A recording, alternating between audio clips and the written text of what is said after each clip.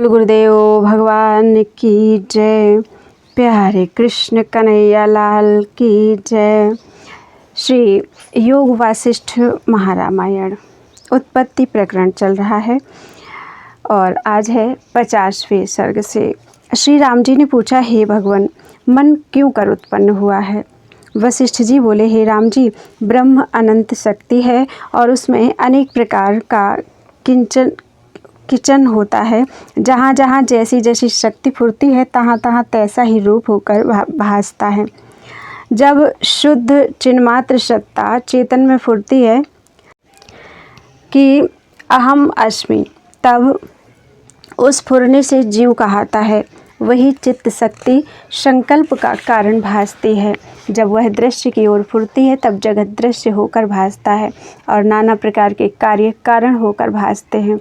राम जी ने फिर पूछा, हे मुनियों में श्रेष्ठ, जो इस प्रकार है तो देव किसका नाम है? कर्म क्या है और कारण किसको कहते हैं? श्री वशिष्ठ जी बोले, हे राम जी, फुरना अफुरना दोनों चिन्मात्र सत्ता के स्वभाव हैं। जैसे फुरना अफुरना दोनों वायु के स्वभाव हैं, परंतु जब फुरता है तब आकाश में स्पर्श होकर भासता है और जब चलने से रहित होता है तब शांत हो जाता है। तैसे ही शत्रु चिन्मात्र में जब चैत्यता का लक्षण अहम अस्मि तैसे ही शुद्ध चिन्मात्र में जब चैत्यता का लक्षण अहम अस्मि अर्थात मैं हूँ होता है तब उसका नाम स्पंद बुद्धीश्वर कहते हैं। उससे जगत दृश्य रूप होकर भासता है। उसका नाम स्पंद बुद्धीश्वर उसका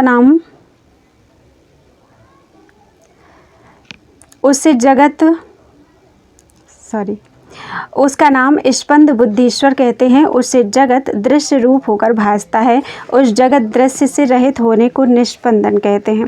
चित्त के फुरने से नाना प्रकार जगत होकर भासता है और चित्त के अफुर हुए जगत भ्रम मिट जाता है और नित्य शांत ब्रह्म पद की प्राप्ति होती है। हे राम जी, जीव, कर्म और कारण ये सब चित्त स्पंदन के नाम हैं और चित्त स्पंदन में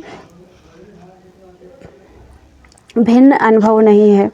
अनुभव ही चित्त स्पंदन हुए कि नाई भासता है। जीव, कर्म और कारण का बीज रूप चित्त स्पंद ही है।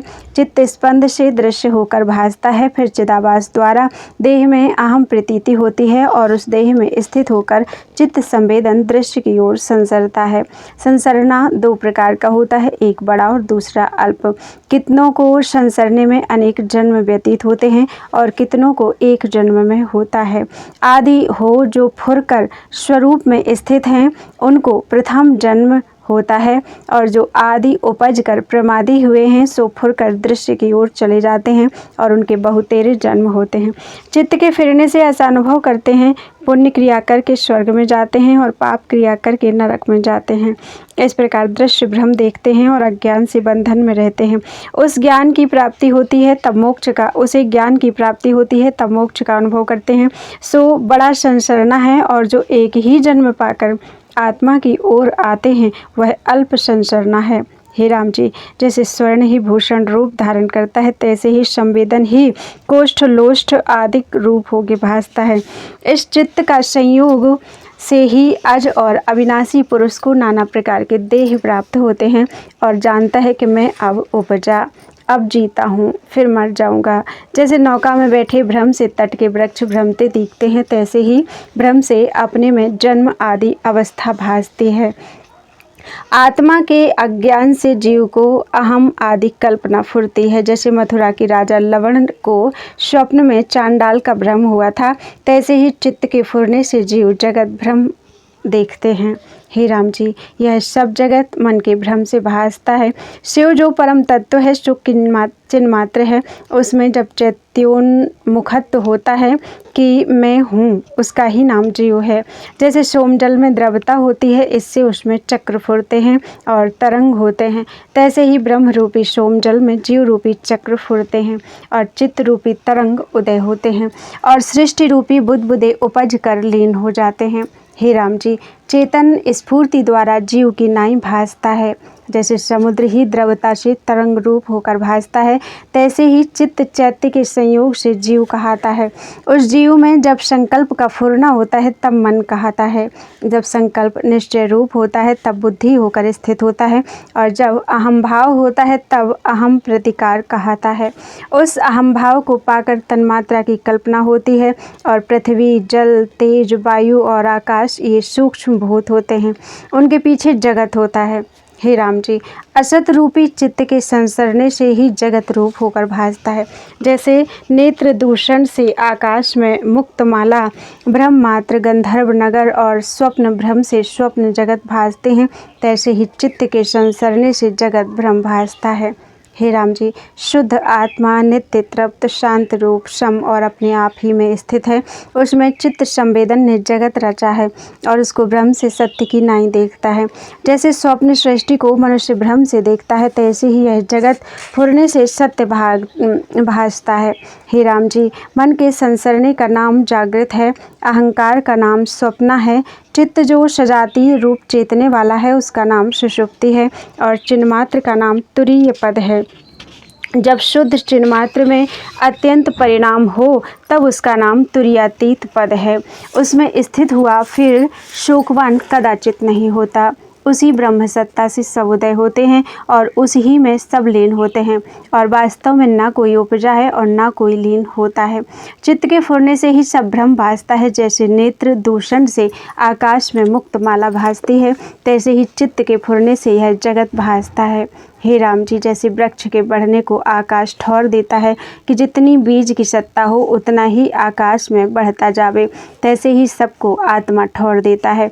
अकर्ता रूप भी संवेदन से भासता है। हे राम जी, जैसे निर्मल किया हुआ लोहा आरसी की नाई प्रतिबिंब ग्रहण करता है, तैसे ही आत्मा में संवेदन से जगत का प्रतिबिंब होता है। पर वास्तव में जगत भी कुछ दूसरी वस्तु नहीं है।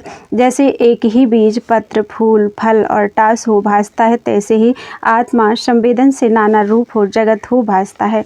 जैसे पत्र और फूल वृक्ष से भिन्न नहीं होते, तैसे ही अबोध रूप जगत भी बोध रूप आत्मा से भिन्न नहीं। जो ज्ञानवान है उसको अखंड सत्ता भासती है।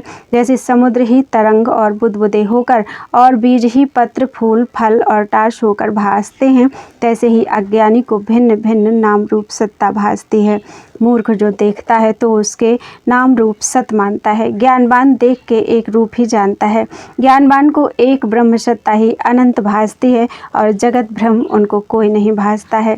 इतना सुन राम जी ने कहा, बड़ा आश्चर्य है कि असत रूपी जगत सत होकर बड़े विस्तार से स्पष्ट भासता है। यह जगत ब्रह्म का आभास है। अनेक तन्मात्रा उसके जल और बूंदों की नाई है और अविद्या करके फुरती है, ऐसा भी मैंने सुना है। हे मुनीश्वर, यह स्फूर्ति बहिर्मुख कैसे होती है और अंतर्मुख कैसे होती है? वशिष्ठ जी बोले, हे राम जी, इस प्रकार का दृश्य का अत्यंत अभाव है। अनहोते दृश्य के फुरने से अनुभव होता है। शुद्ध चिन्मात्र ब्रह्मसत्ता में फुरने से जो जीवत्व हुआ है वह जीवत्व असत है और सत की नाई होता है। जीव ब्रह्म से अभिन्न है पर फुरने से भिन्न की नाई स्थित होता है। उस जीव में जब संकल्प कल्पना होती है तब मन रूप होके स्थित होता है, स्मरण करके चित्त होता है, निश्चय करके बुद्धि होती है और अहम भाव करके अहंकार होता है।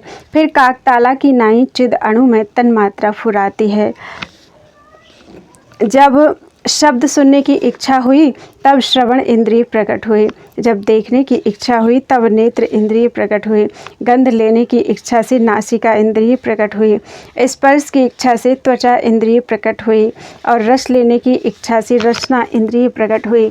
इस प्रकार पांचों इंद्रियां प्रकट हुई और भावना से सत ही असत की नाई भासने लगी। हे राम जी, इस प्रकार आदि जीव हुए हैं और उनकी भावना से अंतवाहक शरीर हो आए हैं। बोलते चलते भासते हैं पर अचल रूप हैं।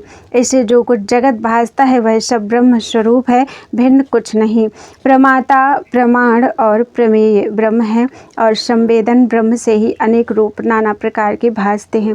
जैसा जैसा संवेदन फुरता है तैसा तैसा रूप होकर भासता है। जब दृश्य को चेतता है तब नाना प्रकार का दृश्य भासता है और जब अंतर्मुख ब्रह्म चेतता है तब ब्रह्म रूप होकर भासता है। हे राम जी, दृश्य कुछ उपजा नहीं, आत्मा सदा अपने आप में स्थित है। जब दृश्य असंभव हुआ तब बंधन और मोक्ष किसको कहिए और विचार किसका कीजिए। सर्व कल्पना का अभाव है। यह जो तुम्हारा प्रश्न है उसका उत्तर सिद्धांत काल में होगा, यहाँ ना बनेगा। जैसे कमल के फूलों की माला अपने काल में बनती है और बिना समय शोभा नहीं देती, तैसे ही तुम्हारा प्रश्न सिद्धांत काल में शोभा पावेगा। समय बिना सार्थक शब्द भी निरर्थक होता है। हे राम जी, जो कुछ पदार्थ हैं उनका फल भी समय पाके होता है, समय बिना नहीं होता। इसे आप पूर्व प्रसंग सुनो। हे राम जी, ब्रह्म में चैत्योन्मुखत्व से आदि जीव ने आपको पिता माता जाना। जैसे स्वप्न में आपको कोई देखे तैसे ही ब्रह्मा जी ने आपको जाना। उन ब्रह्मा ने प्रथम ओम शब्द का उच्चारण किया। उस शब्द तन्मात्रा से चारों वेद देखे और उसके अनंतर मनोराज से सृष्टि रची। तब असत रूप सृष्टि भावना से सत्य होकर भासने लगी। जैसे स्वप्न में सर्प और गंधर्व नगर भासते हैं तैसे ही असत्य रूप सृष्टि सत्य भासने लगी। हे राम जी, ब्रह्म सत्ता में जैसे ब्रह्मा आदि उपजे हैं वैसे ही और जीव कीट आदि भी उत्पन्न हुए हैं। जगत का कारण संवेदन है। संवेदन भ्रम से जीवों को जगत भासता है। उनके भौतिक शरीर में जो अहम प्रतीति हुई है उससे अपने निश्चय के अनुसार शक्ति हुई। ब्रह्मा में ब्रह्मा की शक्ति का निश्चय हुआ और चींटी में चींटी की शक्ति का निश्चय हुआ। हे राम जी, जैसी जैसी वासना संबित में होती है उसके अनुसार ही अनुभव होता है। शुद्ध चिन्मात्र में जो चैत्योन्मुखत्व हुआ उसी का नाम जीव हुआ। उसमें जो ज्ञान रूप सत्ता है सो पुरुष है और जो फुरना है सोई कर्म है। जैसे जैसे फुरता है तैसे ही तैसे भासता है। हे राम जी, आत्मसत्ता में जो अहम हुआ है उसी का नाम चित्त है। उससे जो जगत रचा है वह भी अविचार सिद्ध है। विचार करने से ना हो जाता है, नष्ट हो जाता है। जैसे अविचार से अपनी परछाई में भूत पिशाच कल्पता है और उससे भय उत्पन्न होता है, पर विचार करने से पिशाच और भूत दोनों नष्ट हो जाते हैं। तैसे ही हे राम जी, आत्म विचार से चित्त और जगत दोनों नष्ट हो जाते हैं। हे राम जी, ब्रह्मसत्ता सदा अपने आप में स्थित है। उसमें चित्त कल्पना कोई नहीं और प्रमाता प्रमाण प्रमेय भी ब्रह्म से भिन्न नहीं, तो द्वैत की कल्पना कैसे हो। जैसे सच के सिंह असत हैं तैसे आत्मा में द्वैत कल्पना असत्य है। हे राम जी, यह ब्रह्मांड भावना मात्र है। जिसको सत्य भासता है उसको बंधन का कारण है। जैसे घुरान अर्थात कुसवारी अपना ग्रह अपने बंधन का कारण बनाती है और उसमें फंस मरती है, तैसे ही जो जगत को सत्य मानते हैं उनको अपना मानना ही बंधन करता है और उससे जन्म मरण देखते हैं। जिसको जगत का असत्य निश्चय हुआ है उसको बंधन नहीं होता, उसको उल्लास है। हे राम जी, अनुभव सत्ता सबका अपना अपना है। उसमें जो जैसा निश्चय किया उसको अपने अनुभव के अनुसार पदार्थ भासते हैं। वास्तव में तो जगत उपजा ही नहीं, जगत का उपजना भी मिथ्या है, बढ़ना भी मिथ्या है, रस भी मिथ्या है और रस लेने वाला भी मिथ्या है। शुद्ध ब्रह्म सर्वगत नित्य और अद्वैत सदा अपने आप में स्थित है, परंतु अज्ञान से शुद्ध भी अशुद्ध भासता है। सर्व जगत भी परिच्छिन्न भासता है, ब्रह्म भी अब्रह्म भासता है, नित्य भी अनित्य भासता है और अद्वैत भी द्वैत सहित भासता है। हे राम जी, अज्ञान से ऐसा भासता है जैसे जल और तरंग में मूर्ख भेद मानते हैं परंतु भेद नहीं, तैसे ही ब्रह्म और जगत में भेद अज्ञानी देखते हैं। जैसे सुवर्ण में भूषण और रस्सी में सर्प मूर्ख देखते हैं, तैसे ही ब्रह्म में नानात्व मूर्ख देखते हैं। ज्ञानी को सब चिदाकाश है। हे राम जी, जब आत्मसत्ता में अनात्म रूप दृश्य की चैतन्यता होती है तब कल्पना उत्पन्न होती है और मन रूप होके स्थित होती है। उसके अनंतर अहम भाव होता है और फिर तन्मात्र की कल्पना होकर शब्द अर्थ की कल्पना होती है। इसी प्रकार चित्त सत्ता में जैसी जैसी चैतन्यता फुरती है तैसा ही तैसा रूप भासने लगता है। सत असत पदार्थ वासना के वश फुराते हैं। जैसे स्वप्न सृष्टि फुराती है सो अनुभव रूप ही होती है, वैसे यह जगत फुर आया है सो अनुभव स्वरूप है। इससे सृष्टि में भी चिन्मात्र है और चिन्मात्र ही में सृष्टि है। सबको सत्तारूपी भीतर बाहर ऊर्ध्व अधा चिन्मात्र ही है। प्रमाता प्रमाण और प्रमेय सब पद चिन्मात्र ही में धारे हैं। नित्य उपशांत रूप है। सम सत जगत की सत्ता उस ही से होती है सो एक ही सम है और तुरीया अतीत पद नित्य ही स्थित है। इति श्री योग वासिष्ठे उत्पत्ति प्रकरणे सत्य उपदेशो नाम 50तमः सर्गा। बोलो वृंदावन बिहारी लाल की जय।